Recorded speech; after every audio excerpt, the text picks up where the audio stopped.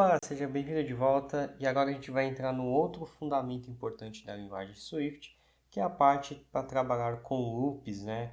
Loops a gente entende como coisas repetitivas. Então imagine um outro cenário, por exemplo, se você tivesse que imprimir uma lista de contatos, o nome de um contato, geralmente você não iria necessariamente usar a instrução do print 1000 vezes, né? Imagine que você quisesse imprimir uma propriedade, uma palavra como oi, 100 vezes. Você não iria necessariamente colar 100 vezes essa instrução, porque seria algo insano. O seu programa ficaria inviável de ler e até funcionaria, mas não é um jeito eficiente de a gente trabalhar. Então, a própria linguagem de programação permite que a gente evite um dos princípios, importantes da programação, que é o famoso DRY, que é Don't Repeat Yourself. Não repita você mesmo alguma coisa que pode ser feita pela própria linguagem, tá bom?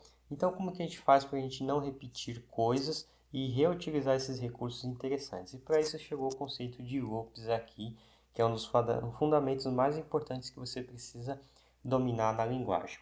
Para a gente criar loops, para a gente criar condições repetitivas, existe um formato interessante. A gente utiliza isso daqui de duas formas, a primeira utilizando o while e a segunda utilizando for. Então vamos começar pelo while, que é um dos mais simples para a gente entender. Então vamos lá. O while, a instrução de while, é mais ou menos semelhante assim. A gente declara o while, a gente declara uma condição que vai acontecer, tá? Eu vou até pôr em comentário para ele não dar erro na tela.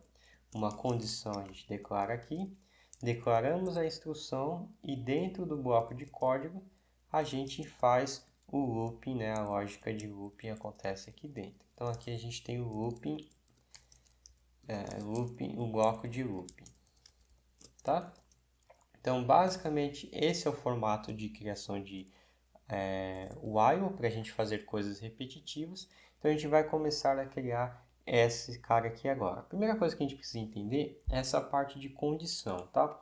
A gente precisa criar algo que você consiga no futuro evitar que essa condição dê verdadeira, porque imagine assim, imagine uma condição que sempre dê verdadeira. Se você fazer uma condição que sempre dê verdadeira, a gente vai criar o que a gente chama de loop infinito, tá? A gente acaba criando um loop infinito. Para criar um loop infinito, que eu não recomendo por hora, em alguns casos a gente usa, mas é rara exceção agora, principalmente para quem está começando, a gente precisa de alguma condição que dê verdadeiro. Por exemplo, 1 é igual a 1, 1 igual a 1 é verdadeiro, true, o próprio true também especificando true é verdadeiro, então a gente precisa quebrar alguma condição.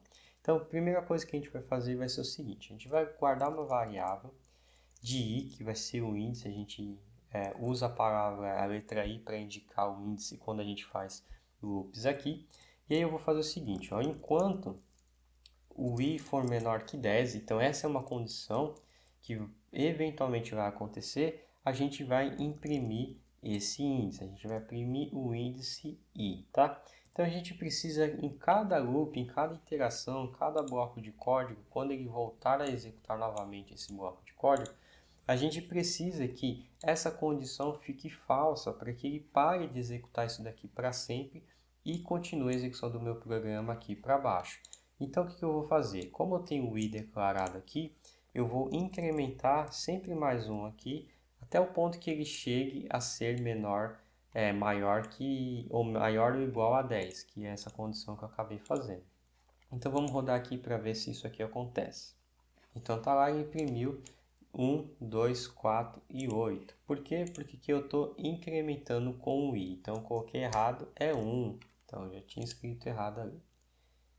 Então beleza, agora foi. Então ele imprimiu de 1, 2, 3, 4, 5 até o número 9. Por quê? Porque ele começa no 1 e vai até essa condição ser verdadeira. Então, quando isso acontece, aí ele fica executando aquele bloco de código até essa condição se tornar falsa, tá? Então, assim a gente faz a parte de loops com o while.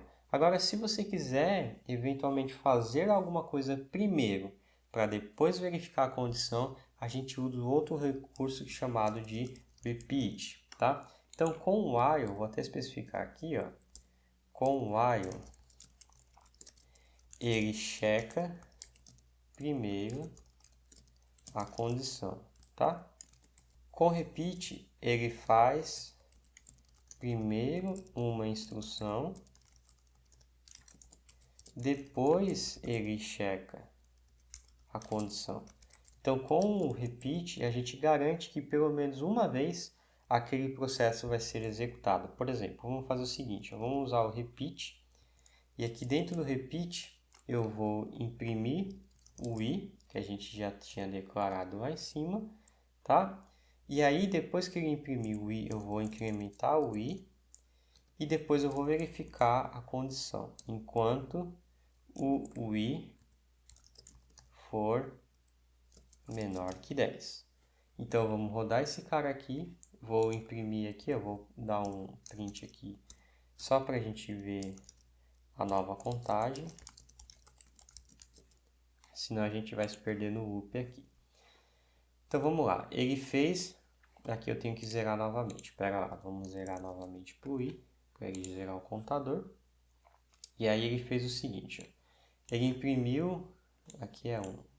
Então vamos lá, o que ele fez aqui? Ele imprimiu do 1 ao 9 e do 1 ao 9 do mesmo jeito, tá? Ele fez a mesma coisa. A diferença é que aqui primeiro ele checou e depois ele executou, e aqui primeiro ele executou, depois ele checou. Vamos ver essa diferença acontecendo.